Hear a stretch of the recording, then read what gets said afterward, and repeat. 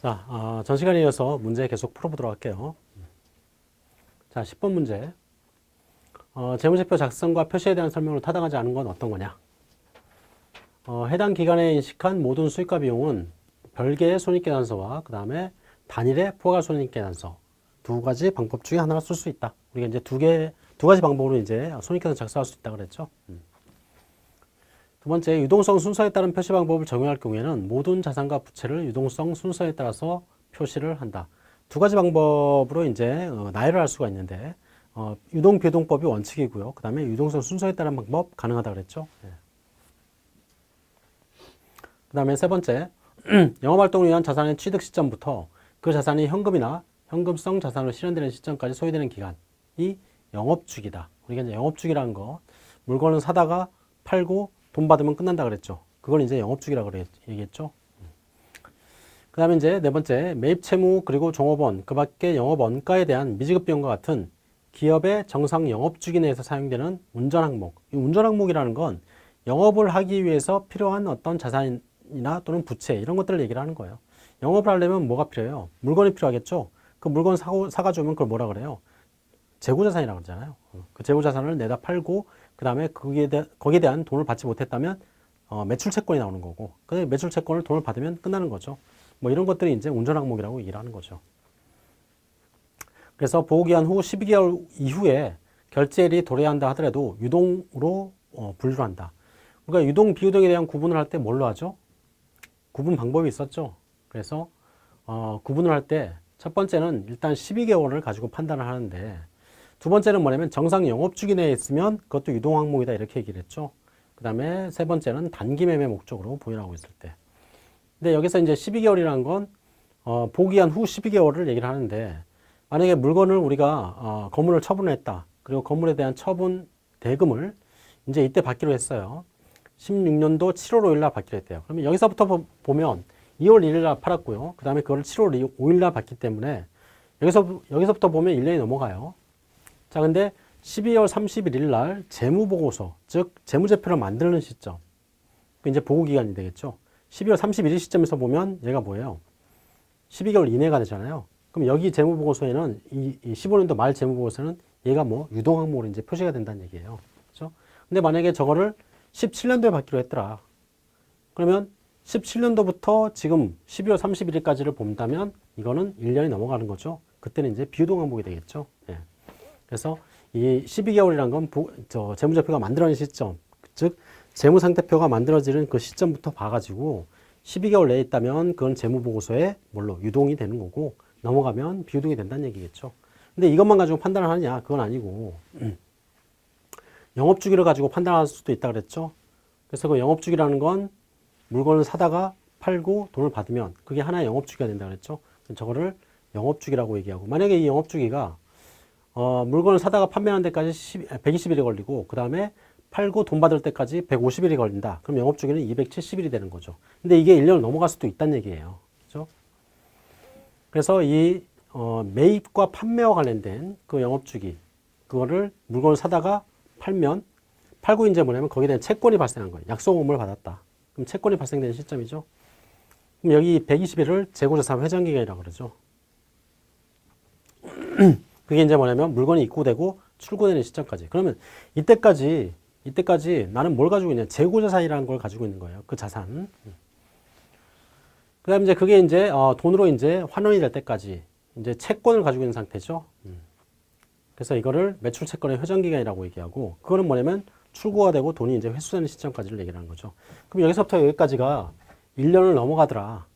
그럼 그 안에 있는 자산은 뭐냐면 재고자산이나 매출채권이라고 얘기하거든요.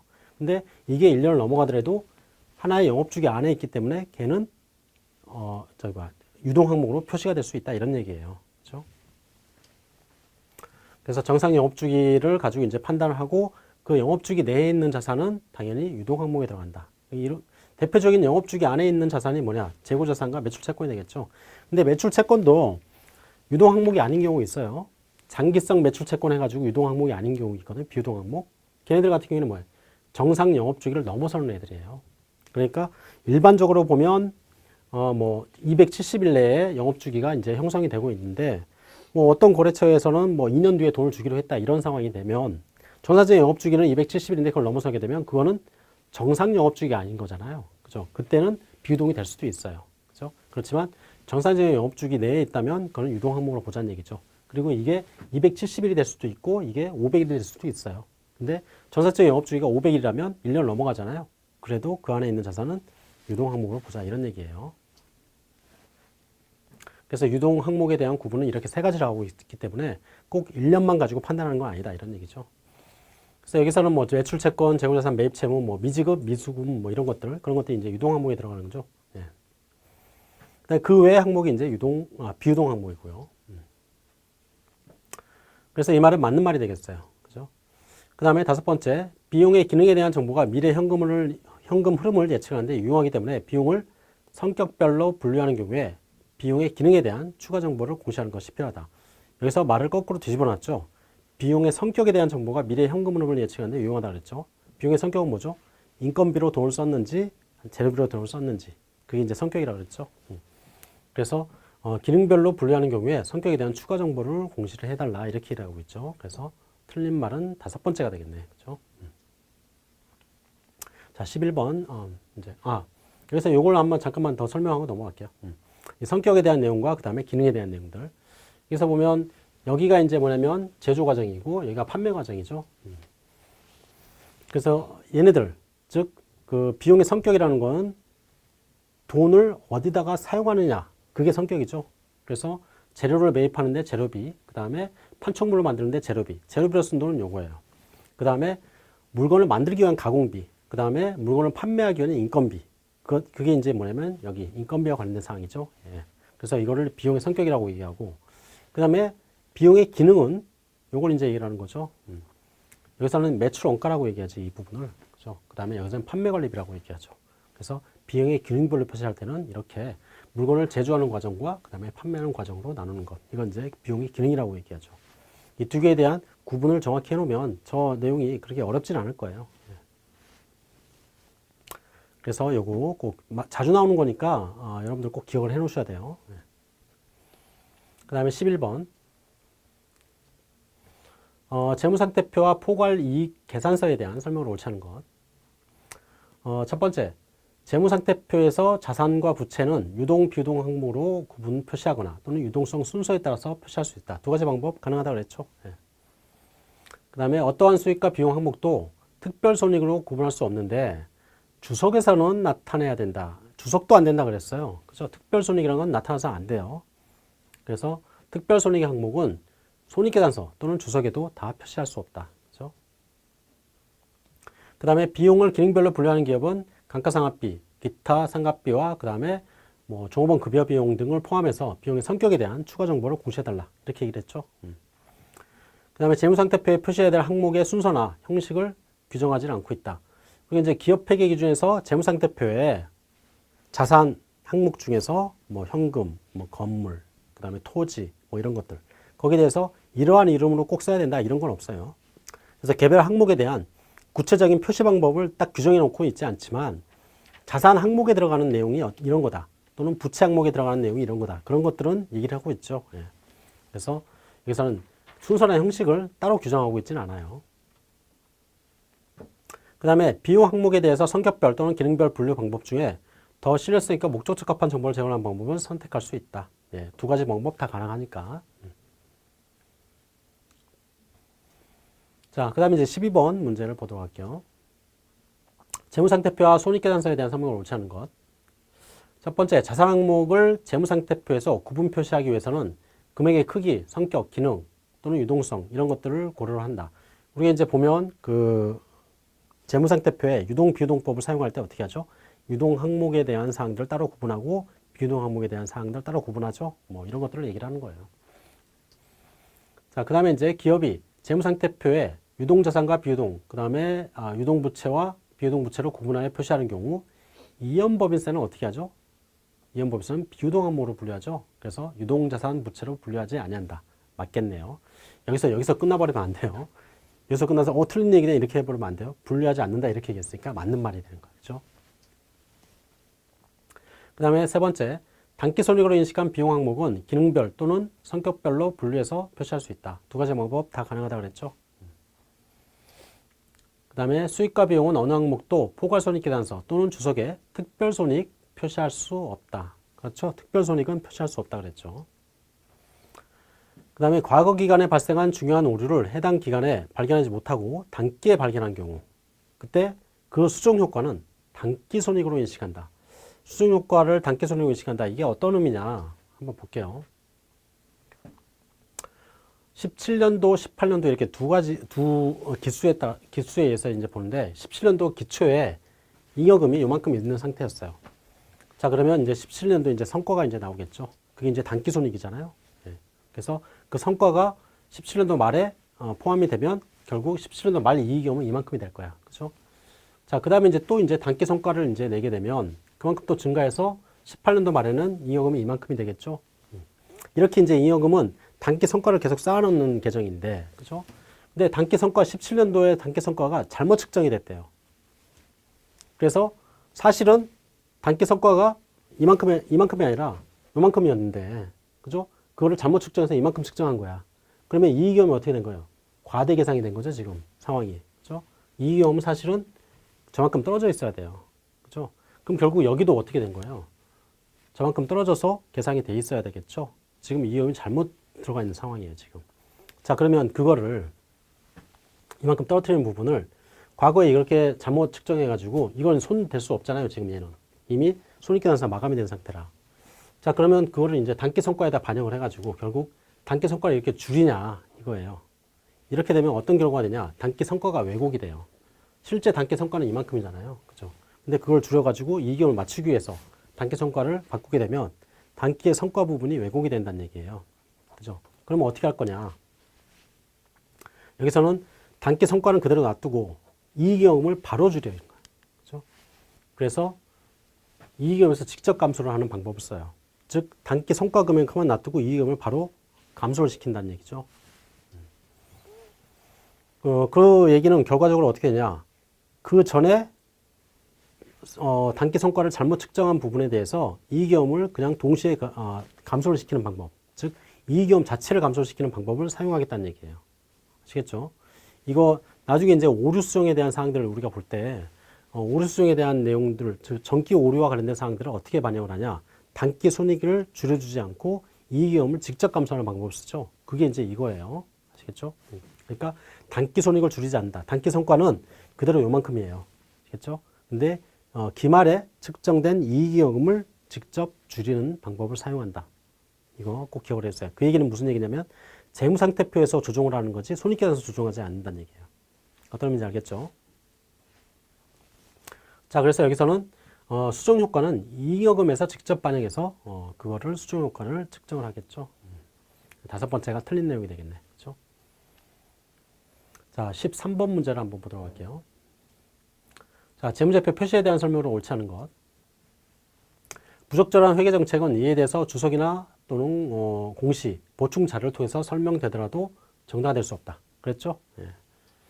그 다음에 기업은 현금흐름 정보를 제외하고는 발생기준 회계를 사용해서 재무제표를 작성한다. 현금흐름 정보가 현금흐름표라는 재무제표가 있거든요. 그러니까 그걸 제외한 나머지는 발생기준을 적용을 한다. 이런 얘기죠. 그 다음에 한국채택국제회계에서 요구하거나 허용하지 않는 한 자산과 부채 그리고 수익과 비용은 상기하지 않는 것이 원칙이다. 그래서 원칙은 상기하지 않는다예요. 근데 예외적으로 어떤 비경상적인 항목에 대해서 비유동 항목에 대해서는 우리가 순액 표시 가능하다 그랬죠. 그 다음에 외환손익 또는 단기매매 금융상품에서 발생하는 손익과 같이 유사한 거래의 집합에서 발생하는 차익과 차손이 중요하지 않을 때는 순액으로 표시하는 게 원칙이다. 여기서는 원칙적으로 이제 순액 표시예요. 근데 이게 중요할 때는 구분해서 표시한다 이렇게 얘기했죠. 그 다음에 기업이 재무상태표에 유동자산, 비유동자산 그리고 유동부채, 비유동부채로 구분 표시하는 경우에 이연법인세 자산부채는 비유동 항목으로 한다. 그죠? 이것도 이제 문제가 틀린 걸로 예문이 몇 번 나왔었어요. 이것도 여기서는 이제 틀린 내용이 되겠네요. 비유동으로 한다. 이건 이제 이연법인세 자산부채가 실현되는 시점에 대한 그 시점을 특정할 수 없기 때문에 그런 거였죠. 자, 그 다음에 이제 14번 문제를 한번 보도록 할게요. 재무제표 표시에 대한 설명을 옳지 않은 것. 재고자산에 대한 재고자산 평가 충당금, 그 다음에 매출 채권에 대한 대손 충당금, 이런 것들을 순액으로 측정하는 것은 상계 표시에 해당하지 않는다. 이렇게 얘기했죠. 우리가 이제 상계 표시 아닌 것들 두 가지 꼭 기억하라 그랬죠. 예. 일단 이게 틀린 거고요. 그 다음에 두 번째, 중요하지 않은 정보일 경우에 한국채택국제회계기준에서 요구하는 특정 공시를 제공할 필요는 없다. 우리가 이제 중요하지 않을 때는 굳이 그 내용에 대해서 표시할 필요는 없죠. 중요하지 않다는 얘기는 무슨 얘기예요? 우리가 중요성에 대한 내용들을 봤었죠. 뭐냐면 목적 적합하냐 목적 적합하지 않느냐에 대한 구분 기준이 되는 거야. 그죠? 중요하지 않다는 얘기는 의사결정에 영향을 미치지 않아요. 그러니까 굳이 공시를 해서 알려줄 필요도 없겠죠. 의사결정에 영향을 미치지 않으니까. 그죠? 그 다음에 이제 상이한 성격이나 기능을 가진 항목을 구분해서 표시를 하되 중요하지 않은 항목은 유사할 때 통합해서 표시할 수도 있다. 그죠? 뭐 당연한 얘기겠죠. 그 다음에 투자자산, 영업용 자산을 포함한 비유동 자산의 처분손익은 처분대금에서 그 자산의 장부금액과 관련된 처분 비용을 차감해서 표시를 한다. 즉 순액의 표시 방법 사용할 수 있죠.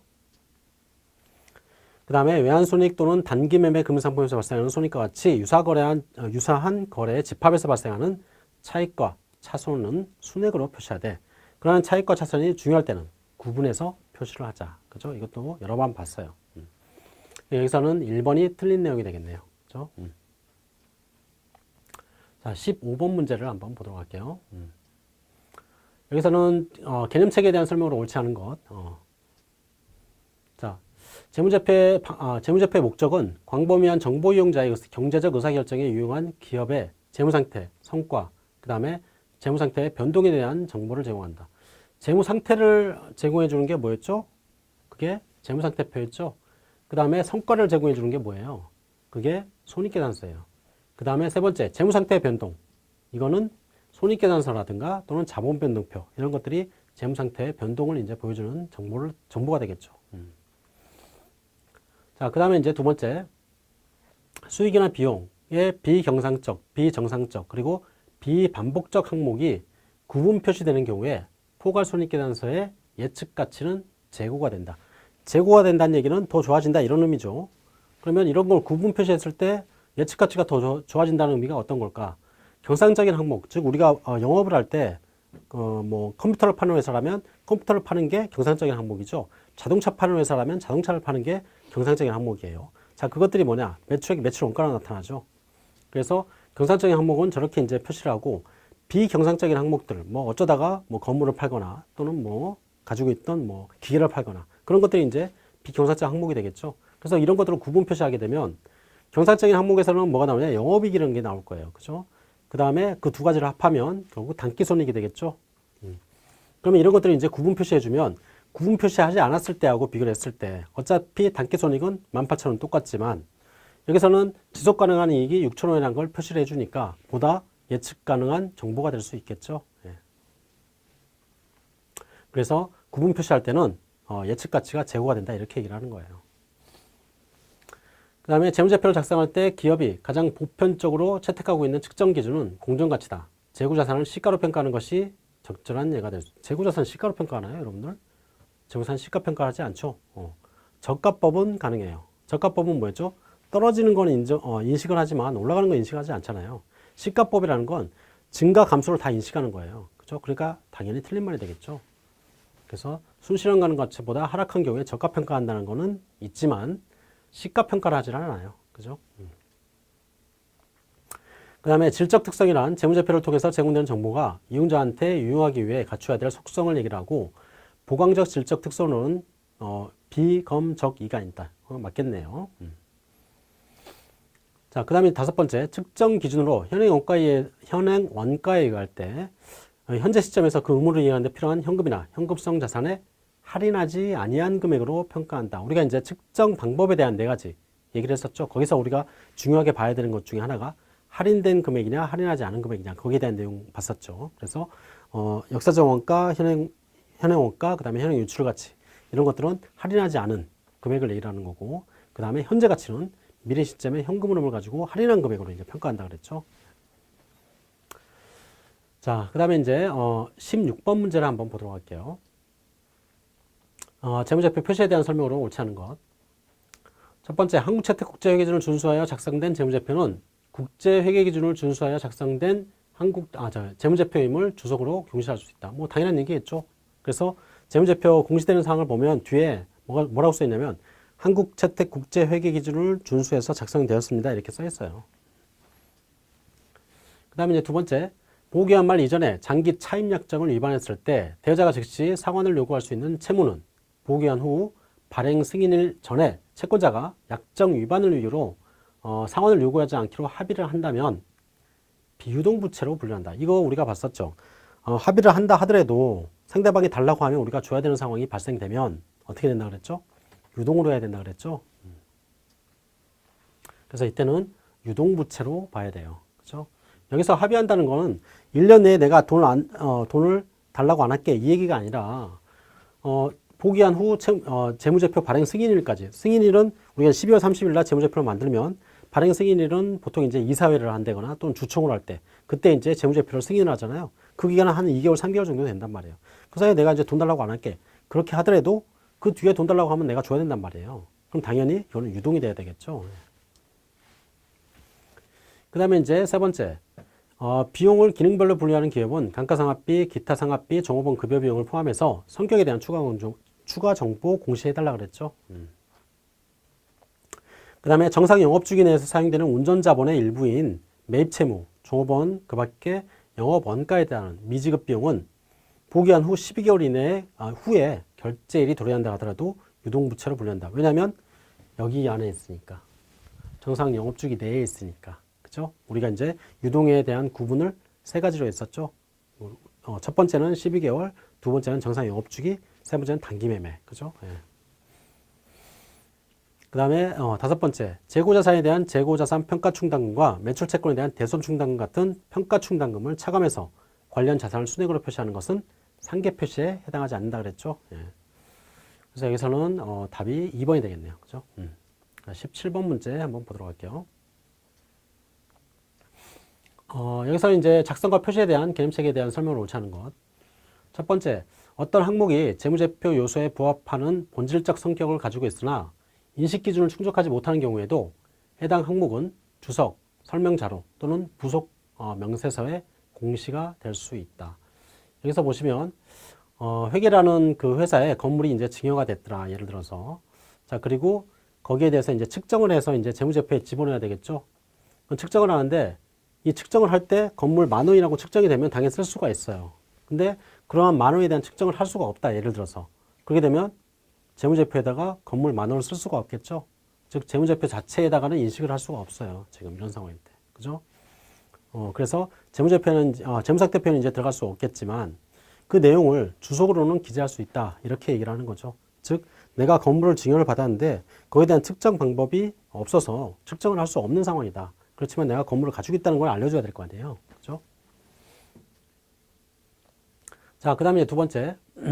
지출이 발생했는데 당해 회계 기간 후에는 관련된 경제적 효익이 기업에 유입될 가능성이 높지 않다고 판단되는 경우에도 재무제표의 자산으로 인식할 수 있다.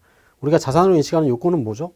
과거 사건의 결과로 현재 기업이 가지고 있고 미래 경제적 효익에 유입이 생기면 자산의 정의를 충족하는 거죠. 그 다음에 유입 가능성이 높고 측정할 수 있으면 인식을 할 수 있는 거고. 그죠? 그럼 여기서는 자산으로 인식할 수 있느냐? 들어올 돈이 없는데 당연히 자산으로 인식할 수 없겠죠. 그래서 우리 이제 생각을 해보면 어떤 건물을 증여를 받았다. 회사에서, 회계에서 증여를 받았어요. 뭐 이걸 샀다고 해도 상관없어요. 돈 주고 샀어요. 자, 근데 그 건물이 보니까 어디에 있냐? 저 위에 있는 거야. 그죠? 평양에, 평양에. 건물이 평양에 있어요. 저걸 내가 가서 쓸 수가 있어요? 팔 수가 있어요? 불가능하겠죠? 이 건물 자체는 뭐냐면 사용 가능하지 않단 말이야. 그렇다고 이제 처분할 수 있느냐? 처분도 안 돼요. 결국 거기로부터 어떤 경제적 효익이 발생할 수 있느냐? 안 되겠죠? 그러면 내가 비록 사기를 당해가지고 저걸 이제 샀다고 가정을 해보자고. 돈은 지급이 됐어. 그렇지만 거기에 대한 경제적 효익이 없으면 그거는 자산이 아닌 거란 얘기예요. 그죠? 그래서 결국 자산을 잡을 수가 없는 거죠. 그럼 그 지급한 건 뭘로 할까요? 비용이 되는 거지 뭐. 그죠? 예. 자산이 없잖아요, 지금. 그래서 이런 경우에는 자산으로 인식할 수 없겠죠. 당연히 틀린 얘기예요. 네. 자, 그 다음에 이제 세 번째. 경제적 효익이 여러 회계 기간에 걸쳐서 발생할 것으로 기대되고 수익과의 관련성이 단지 포괄적 또는 간접적으로만 결정될 수 있는 경우에 비용은 체계적이고 합리적인 배분 절차를 거쳐서 포괄손익계산서에 인식이 된다. 무슨 얘기냐? 우리가 이제 그 물건을 사오게 되면 상품을 구입하겠죠. 그럼 10,000원에 이제 구입을 해요. 자, 그리고 그걸 가지고 이제 팔게 되면 어떻게 될까요? 판매하게 되면 거기서 매출액이 나오겠죠. 그 다음에 거기에 대응되는 뭐가 나와요? 매출 원가가 나와요. 그게 이제 비용이잖아요. 그래서 여기서는 뭐냐? 직접적으로 대응이 돼요. 이 상품 구입 비용이 매출액에 대한 비용으로 직접적으로 대응이 된단 말이에요. 그래서 물건을 팔았을 때는 이렇게 직접 대응이 가능해. 그죠? 근데 이런 경우 공장을 구입을 했어요. 그걸로 제품을 만들어서 팔어. 그럼 공장 구입 비용이 일단 10,000원이 들어갔죠. 자, 그리고 그 제품을 내다 팔게 되면 거기서 이제 뭐냐? 매출액이 나오겠지, 당연히. 그죠? 그래서 여기서 매출액 1,500, 그 다음 매출원가, 즉 제품 만드는 데 들어간 매출원가가 직접적으로 발생이 돼요. 그럼 여기서 공장 구입 비용에 대한 이 10,000원에 대한 10,000원을 통해서 우리가 얻은 수익은 어떻게 표현이 될까? 이게 뭐냐면 간접적으로 표현이 되는 거예요. 그죠? 공장 구입했기 때문에 얘를 만들어 가지고 팔잖아요. 결과적으로 이 공장 구입 비용에 대한 어떤 수익 창출 활동은 간접적으로 수익에 기여하게 되는 거죠. 자, 그랬을 때 거기에 대한 그 지출액을 어떻게 비용 처리할 거냐 이런 얘기겠죠. 그래서 여기에 대한 지출액에 대한 비용은 체계적이고 합리적인 비용으로 배분을 해주는 거고, 그거를 이제 우리가 감가상각비라고 얘기하잖아요. 그죠? 그래서 이걸 감가상각이라고. 이게 뭐냐면, 수익과 관련성이 포괄적으로, 간접적으로 결정이 된다. 이렇게 얘기를 하는 거예요. 즉, 공장이 없으면 우리가 물건을 만들어서 팔지 못하니까. 아시겠죠? 그래서 이런 경우가 감가상각비고, 이 감가상각비 같은 경우가 뭐냐면, 어쨌든 간에 우리가 공장이라는 걸 자산으로 잡는다는 얘기는 경제적 효익이 있으니까 자산을 잡는 거잖아요. 그죠? 그게 뭐냐면 포괄적이고 또는 간접적으로만 결정이 될 수 있는 것. 즉 수익과의 관련성이. 그걸 얘기하는 거예요. 그죠? 자, 그 다음에 이제 네 번째. 미래 경제적 효익이 기대되지 않는 지출이거나 또는 미래 경제적 효익이 기대되더라도 재무상태표의 자산으로 인식되기 위한 조건을 원래 충족하지 못하거나 더 이상 충족하지 못하는 부분은 즉시 포괄손익계산서의 비용으로 인식이 된다. 뭐 이런 경우가 어떤 경우에 우리가 손상 같은 거 생각하면 되겠죠.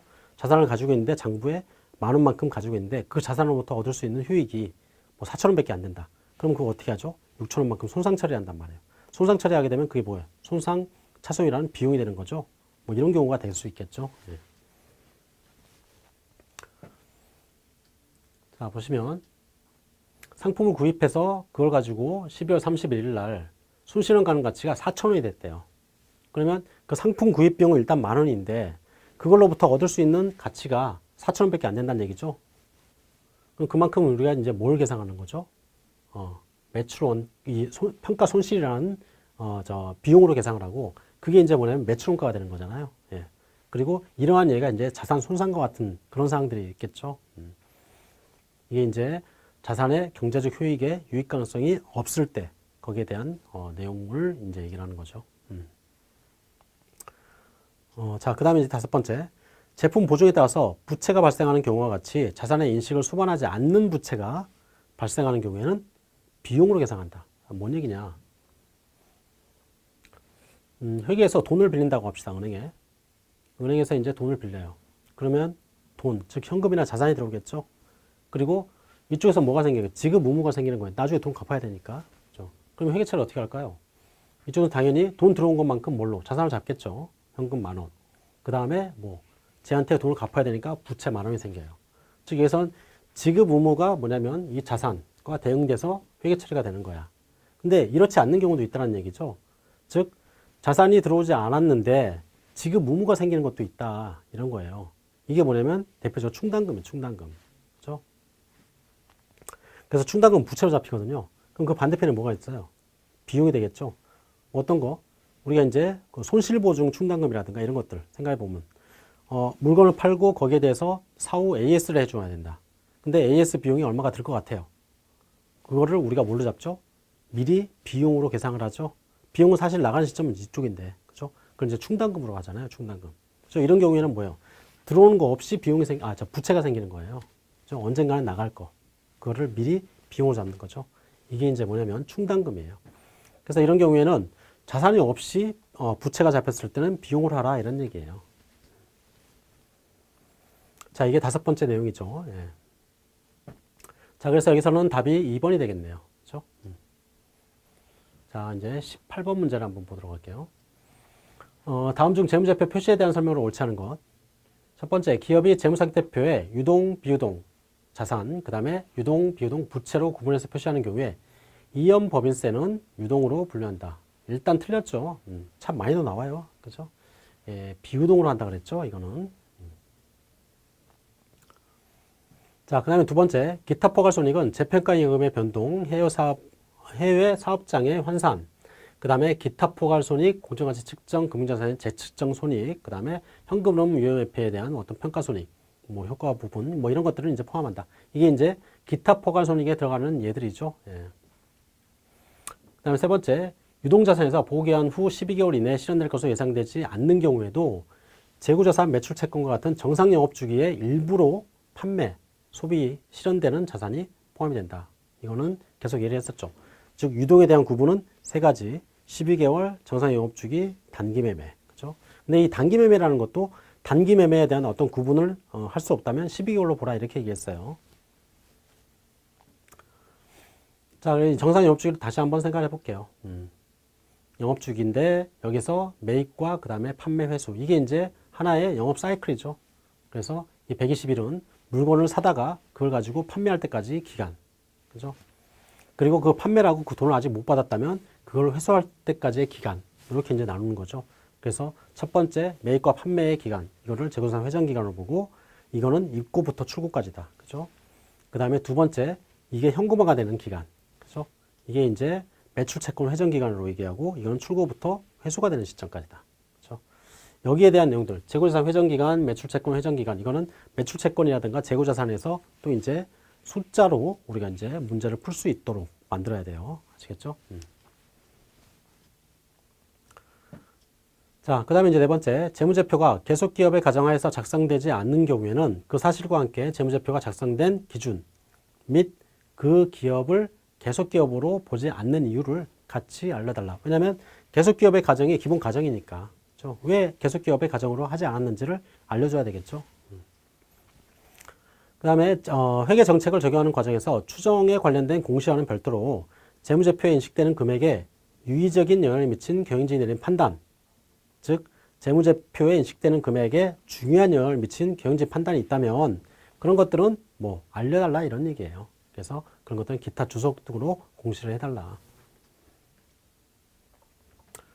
자, 19번 문제를 한번 보도록 할게요. 자, 기타 포괄손익에 대한 설명으로 옳지 않은 것. 재평가 임금의 변동은 기타 포괄손익으로 인식한 후 자산이 사용되는 후속 기간에 단기손익으로 재분류된다. 재평가 임금의 변동. 재평가 임금 어떻게 처리하죠? 단기손익으로 처리하지 않죠, 쟤는. 그죠? 우리가 이제 기계를 이제 봅시다. 기계를 기계에 대한 재평가 임금이 나왔을 때 여러분들 그 유형자산에 대한 내용에서 봤었죠. 기계에 대한 그 재평가 임금이 나오게 되면 그 재평가 임금 처리하는 방법은 두 가지 방법이 있었어요. 그렇죠? 어떻게 하냐면 그거를 바로 이익금으로 대체하는 방법이 있고 사용하면서 대체하는 방법이 있었죠. 네. 그래서 만약에 감가상각을 하고 그 다음에 거기에 대한 재평가를 했을 때 이만큼 재평가 임금이 발생을 하고요. 그거를 처리하는 방법. 첫 번째 사용하면서 대체하는 방법을 썼을 때 그때는 기존에 있었던 이 재평가 임금에 해당하는 금액이 지금 기말에 나와 있는 상태고 만약에 재평가를 하지 않았다면 감가상각비가 이 정도가 계산이 돼서 얘가 이만큼 됐다면 요 차이만큼을 이익금으로 대체를 하죠.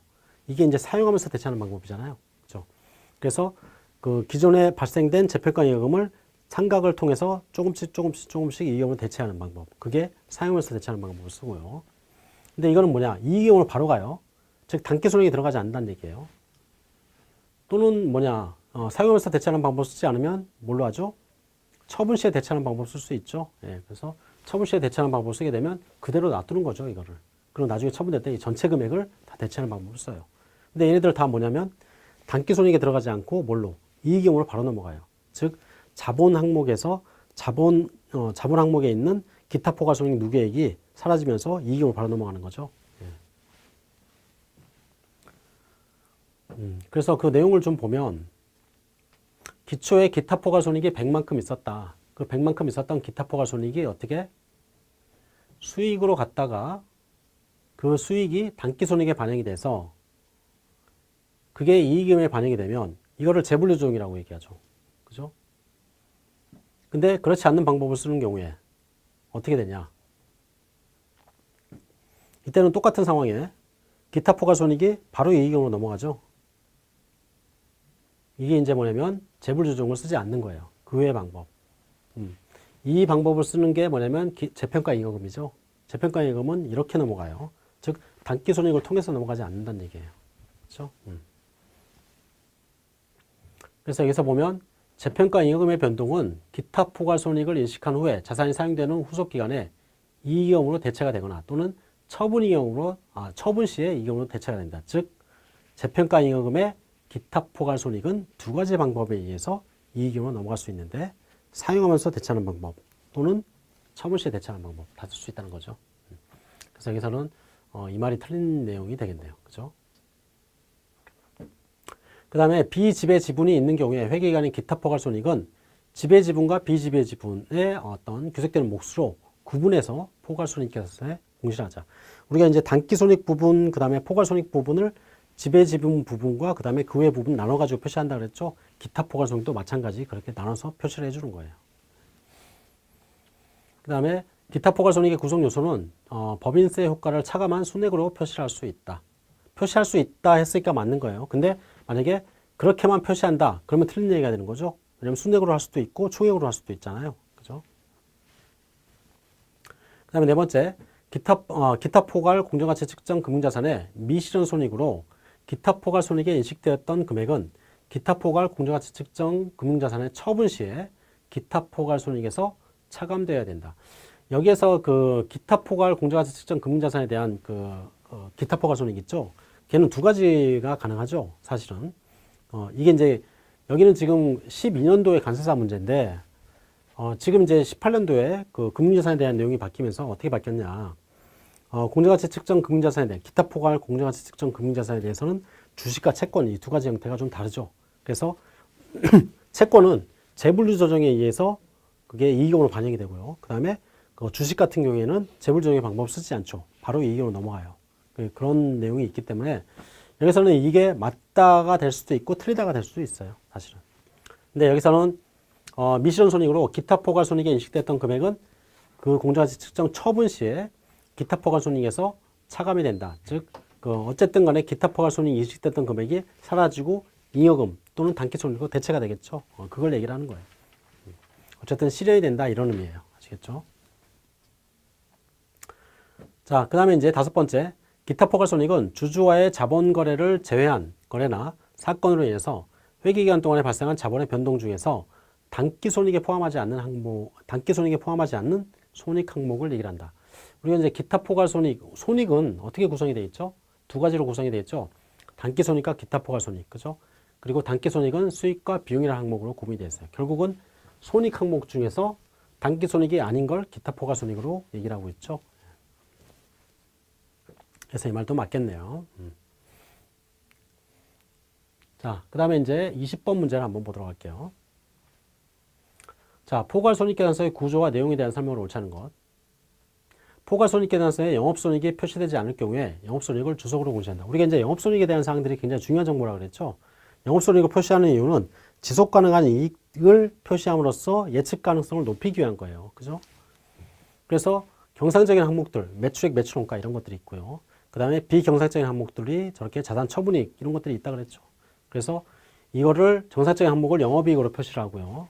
그 다음에 저것까지 합해가지고 단기손익으로 표시하는데 단 여기에서 이거를 즉 수익과 비용으로 정상적인 항목에 대한 표시를 따로 할 수 없는 경우에 전체를 다 해서 단기손익으로 표시했다면 이 중에 영업손익이 이 정도 된다는 걸 알려달라는 얘기예요. 그래서 이렇게 만약에 표시를 한다면 주석으로 영업이익은 이 정도다 이렇게 알려달라는 얘기죠. 자, 그 다음에 이제 수익과 비용 어느 항목도 포괄손익계산서의 특별손익으로 구분 표시할 수 없으나 주석은 할 수 있다. 이거 틀린 내용이죠. 예, 주석도 안 된다 그랬어요. 자, 그 다음에 이제 세 번째. 성격별 또는 기능별 분류 방법 중에서 신뢰성 있고 더 목적 적합한 정보를 제공할 수 있는 방법을 적용해서 단기 손익으로 인식한다. 두 가지 방법 다 가능하다 그랬죠. 예. 그 다음에 기타 포괄 손익의 구성 요소와 관련된 법인세 비용 금액은 포괄 손익계산서에 포괄 손익계산서나 또는 주석에 공시를 한다. 그래서 기타 포괄 손익과 관련된 법인세 효과 표시하는 방법 두 가지가 있다 그랬죠. 순액, 그 다음에 총액 표시 다 가능하다 그랬어요. 그리고 그거를 손익계산서나 또는 주석으로 공시를 해달라.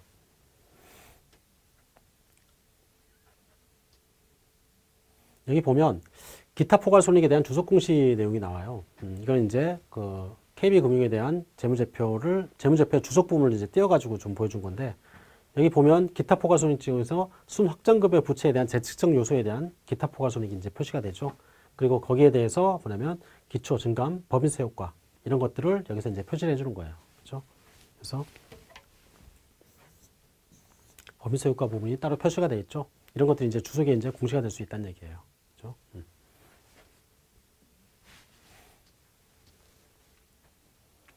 자, 그 다음에 이제 비용을 기능별로 분류하는 경우에 감가상각비, 기타의 상각비와 종업원 급여 비용을 포함해서 비용의 성격에 대한 추가 정보를 공시한다. 우리가 이제 기능별로 표시할 때는 더 목적 적합한 정보를 제공할 수 있지만 비용의 성격에 대한 내용이 안 들어가니까, 그죠? 그러면 미래 현금 흐름에 대한 예측이 유용한 성격에 대한 내용, 즉 어떤 걸로 돈을 썼느냐 그런 것도 알려달라 그랬죠. 그래서 기능별로 분류할 때는 성격에 대한 추가 정보를 공시한다. 요거 우리가 꼭 기억을 해주세요.